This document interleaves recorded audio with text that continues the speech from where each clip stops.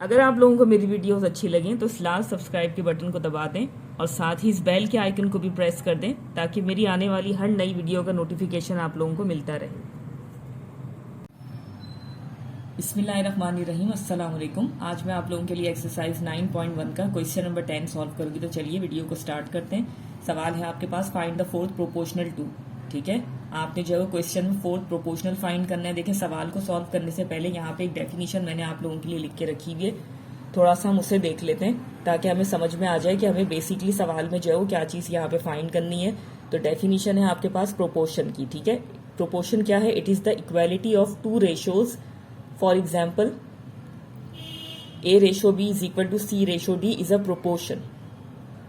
ठीक है, देखिए प्रोपोर्शन बेसिकली आपके पास क्या है? रेशो ही है, बट डबल रेशो। जब आपसे डबल रेशो की बात की जाए, इट मीन्स कि आप जो है वो प्रोपोर्शन की बात कर रहे हैं। तो यहाँ पर क्या है कि it is the equality of two ratios. दो रेशोज के दरमियान इक्वालिटी जो है वो आपके पास प्रोपोर्शन कहलाती है।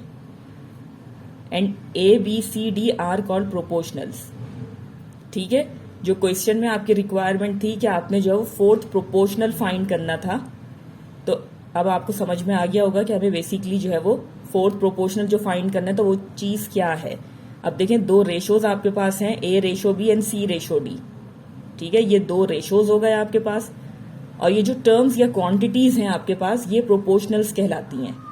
ठीक है, तो एक जो प्रोपोर्शनल जो है वो आपका वो मिसिंग है, तो वो आपने सवाल में कैलकुलेट करना है। तो देखें, ये चीज यहां पर we write this as this.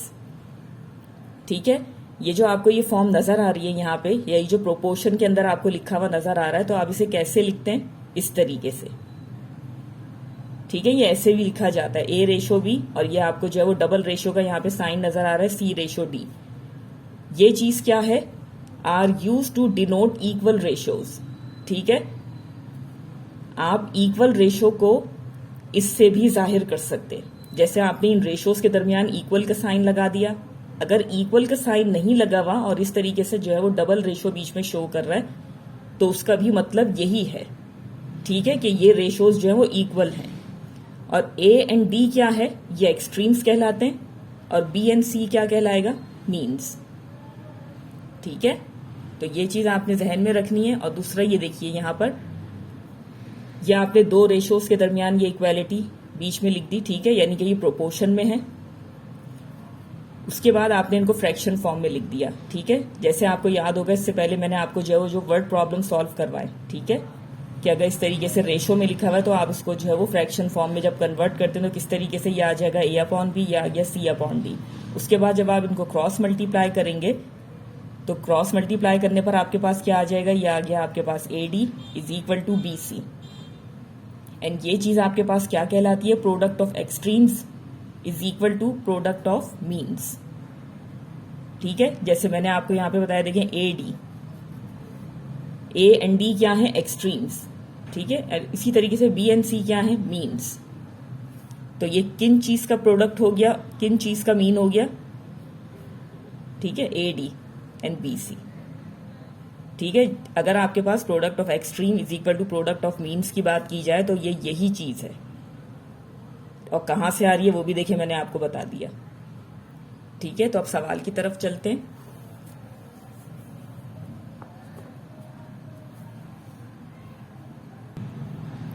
ठीक है, सॉल्यूशन में देखें, सबसे पहले यहाँ पर आप क्या चीज करेंगे? देखें, आपके पास जो तीन प्रोपोर्शनल है। ठीक है, फोर्थ प्रोपोर्शनल जो है यहाँ पर आपके पास मिसिंग है, तो वो आपने जो है वो यहाँ पे फाइंड करना है। तो सबसे पहले आप जो है वो उसको अज्यूम कर लेंगे, क्या चीज?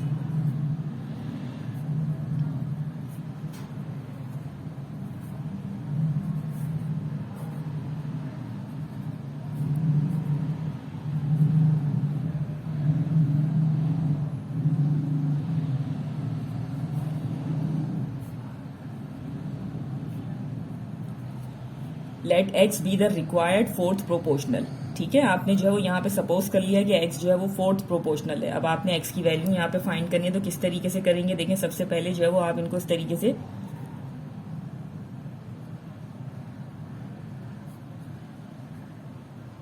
प्रोपोर्शन में ले आएंगे। ठीक है,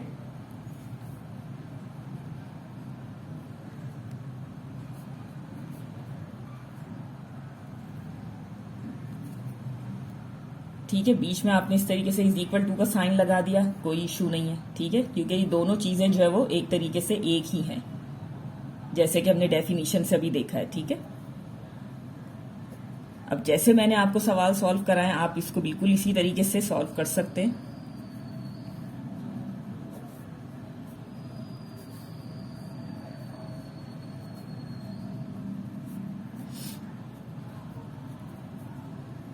ये क्या हो जाएगा, 3x is equals to 12 5 60। x की आपको जो है वो वैल्यू चाहिए, तो 3 यहाँ पे मल्टीप्लाई हो रहा है, वहां जाकर डिवाइड हो जाएगा, तो ये हो जाएगा 3 1 3 एंड 3 20 60। तो जो फोर्थ प्रोपोर्शनल आपके पास होगा वो क्या होगा आपके पास, 20। ठीक है,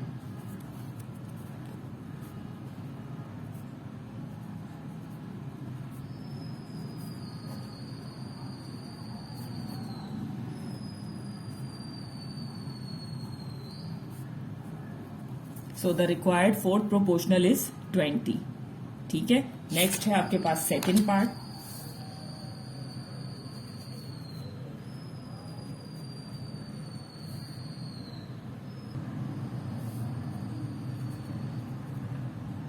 तो यहां पे भी देखिए आपके पास 3 प्रोपोर्शनल्स दिए हुए,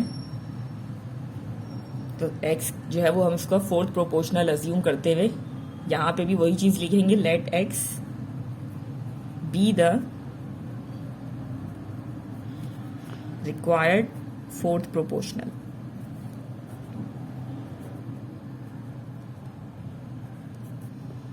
ठीक है, अब देखिए यहां पर ये क्या हो जाएगा,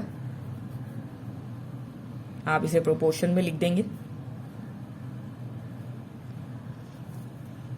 ठीक है, अब देखिए अगर आप चाहें तो यहां पर इस तरीके से भी इसको लिख सकते हैं, दोनों तरीके देखिए मैंने आपको यहां पे बता दिए हैं, आप इसे इस तरीके से भी सॉल्व कर सकते हैं, as the product of extreme is equal to product of means. ठीक है, ये चीज भी जो है वो आप इस तरीके से सॉल्व कर सकते हैं। ठीक है, 2 स्टेप जो है वो स्किप हो जाएंगे, product of extreme is equal to product of means जो है वो ये टर्म आप यहाँ पे यूज करके इसको सॉल्व कर सकते हैं, 8 मल्टीप्लाई बाय एक्स करके, बीच में आ जाएगा आपके पास इज इक्वल टू का साइन एंड 4 मल्टीप्लाई बाय 2 करके। ठीक है, तो ये हो जाएगा 8x इज इक्वल टू 4 2 8, 8 1 8, 8 1 8, तो x की वैल्यू आ जाएगी आपके पास 1। तो यहां पर आपके पास क्या हो जाएगा,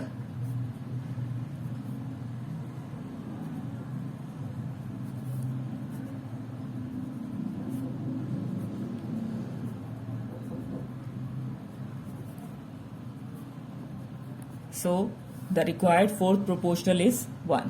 ठीक है, ठीक है, तो दोनों मेथड आपके जो है वो सामने हैं, आप इस तरीके से जो है वो इनको प्रोपोर्शन में शो करने के बाद जो है वो इस तरीके से भी लिख सकते हैं, the product of extreme is equal to product of means करके भी जो है वो आप इनको इस तरीके से लिख सकते हैं, ये शो करके, और इस तरीके से भी आप जो है वो उसको सॉल्व कर सकते हैं। ठीक है, जिस तरीके से मैंने आपको वर्ड प्रॉब्लम सॉल्व करवाई, जो मेथड आपको इजी लगे आप जो है वो सॉल्व कर सकते हैं। ठीक है, यहां पर आप चाहे तो इस तरीके से ब्रैकेट में